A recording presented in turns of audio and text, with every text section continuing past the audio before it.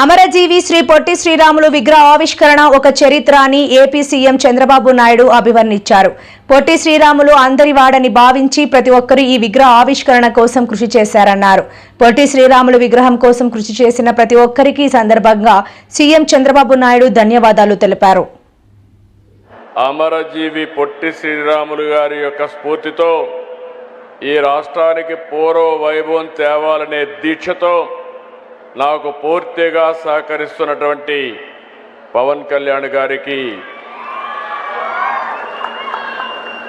అదే మరిగా బీజేపీ రాష్ట్ర అధ్యక్షులు గౌరవనీయులు మొన్నే రాష్ట్రమంతా తిరిగి అన్ని జిల్లాల్లో వాజ్పేయి గారి విగ్రహాలు పెట్టారు. మొన్నే ఇక్కడ కూడా 15 అడుగుల విగ్రహాన్ని ఏర్పాటు చేయించినటువంటి వ్యక్తి మాధవ్ గారు. గౌరవనీయులు ఈ ప్రాజెక్ట్ రావడానికి గట్టిగా కృషి చేసినటువంటి నారా లోకేష్ గారు, కేంద్ర మంత్రి పెమ్మసాని గారు, గౌరవ శాసనసభ్యులు శ్రావణ్ కుమార్ గారు, సహచర మంత్రివర్గ సభ్యులు నాదెళ్ల మనోహర్ గారు, కందుల దుర్గేశం గారు, సబిత గారు, నారాయణ గారు, టీజీ భరత్ గారు, అదే సమయంలో గౌరవ శాసనసభ్యులు రాజగోపాల్ శ్రీరామ్ గారు, వారి అన్నింటికంటే ముఖ్యంగా నేను చాలామందిని చూశాను, కానీ ఇటీవల కాలంలో పట్టుదలకు మారుపేరుగా ఈ ప్రాజెక్టు చేపట్టినప్పటి నుంచి ఇప్పటి వరకు ఇక్కడనే క్యాంప్ ఆఫీసు పెట్టుకొని కుటుంబం సమేతంగా పనిచేసినటువంటి దోండి రాకేష్ గారు, నేను Arya Vysya welfare and development corporation చైర్మన్గా చేస్తే దానికి నిజమైన సార్థకత ఇచ్చారు అలాంటి రాకేష్ని. అదే మరి కుటుంబ సభ్యులైనటువంటి గౌరవనీయులు తంగుడు రేవతి గారు, grand daughter of Potti Sriramulu గారు, శ్రీమతి దేవకి అనురాధ ప్రభాకర్ గారు, మనవరాలైనటువంటి వ్యక్తి, అదే మరి జిల్లా కలెక్టర్ గారు, గౌరవ శాసనసభ్యులు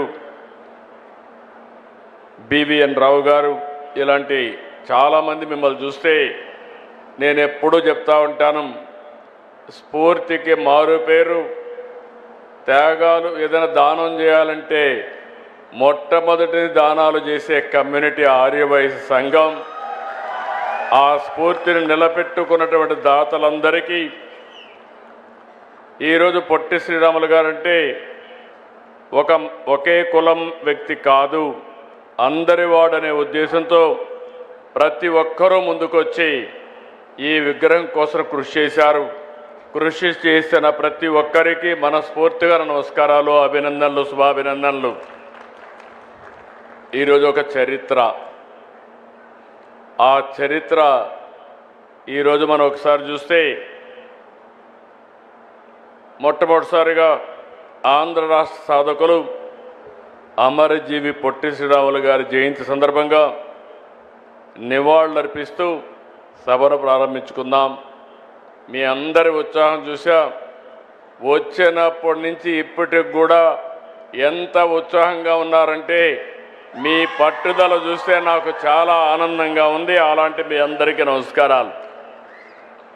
ఈరోజు విగ్రహం చూసాం, 58 అడుగులు, 58 రోజులు, ఇంకొక 48 అడుగులు ఎత్తు పెట్టారు, అంటే 106 అడుగుల ఎత్తు. దానిపైన ఎక్కి చూస్తే మొత్తం రాజధాని అంతా కనపడుస్తూ ఉంది.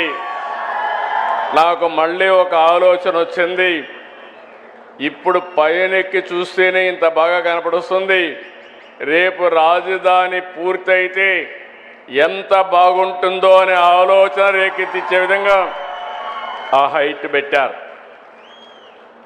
ఇంకొక పక్కన 125వ జయంతి. అరుదైన అనుభవం. నేను ఒకటే ఇప్పుడే మిత్రులందరూ చెప్పారు, లోకేష్ గారు కూడా దానికి ముందుకు వచ్చి అప్పుడు చేశారు.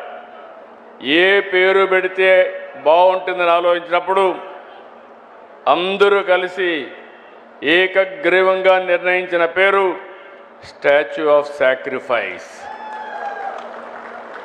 స్టాచ్యూ ఆఫ్ లిబర్టీ ఉంది, స్టాచ్యూ ఆఫ్ యూనిటీ ఉంది, ఆంధ్రప్రదేశ్లో స్టాచ్యూ ఆఫ్ సాక్రిఫైస్ ఉంది. అలాంటిది ఈరోజు మనం చేసుకోవడం. ఈరోజు మీరు చూస్తే 6.8 ఎకరాలు జూలై 14న సరిగ్గా ఏడాది అయింది. అదే మరి ఫౌండేషన్ వేశారు లోకేష్ గారు వచ్చి సెప్టెంబర్ 3. అక్కడి నుంచి మీరు చూస్తే 6 నెలల్లో మొదటి దశ ప్రారంభించాం. 42 టన్నుల కాంస్యం, 26 టన్నుల కాంస్యం, 42 టన్నుల ఐరన్ స్ట్రక్చర్, రాత్రింబగుళ్ళు పనిచేసిన కళాకారులు, వీళ్ళందరికీ మరొక్కసారి అభినందనలు, మనస్ఫూర్తిగా ధన్యవాదాలు. ఈరోజు మనం ఒక్క విషయం గుర్తుపెట్టుకోవాలి, కొత్త జనరేషన్ వచ్చారు. నేను కూడా 1950లో పుట్టాను. తర్వాత 2 ఏళ్లలో పొట్టి శ్రీరాములు గారు త్యాగం చేశారు. ఇప్పుడు వచ్చిన వాళ్ళైతే ఆయన పుస్తకాలు చదువుకొని ఆయన ఏ త్యాగాలు చేశారో మనం నేర్చుకునే పరిస్థితికి వస్తున్నాం. ఆ రోజు మద్రాస్ ఉమ్మడి రాష్ట్రం. ఆంధ్ర రాష్ట్రానికి అనేక సవాళ్లు ఎదుర్కొన్నాం. ఒక మాటలో చెప్పాలంటే మెడ్రాసు పోతే ఆ రోజు తెలుగు వారికి గుర్తింపు కూడా ఉండేది కాదు. అలాంటి పరిస్థితిలో స్వాతంత్రం కోసం పోరాడినప్పుడు పొట్టి శ్రీరాములు గారు గాంధీజీ నాయకత్వంలో పనిచేయడం, అనేక రకాలైనటువంటి సామాజిక ఉద్యమాల్లో భాగస్వాములయ్యారు. అయితే ఇన్ని సంవత్సరాలుగా మీరు ఇంకొక విషయం గుర్తుపెట్టుకోవాల్సింది, గాంధీజీ మనందరికీ స్వాతంత్రం కోసం పోరాడి సాధిస్తే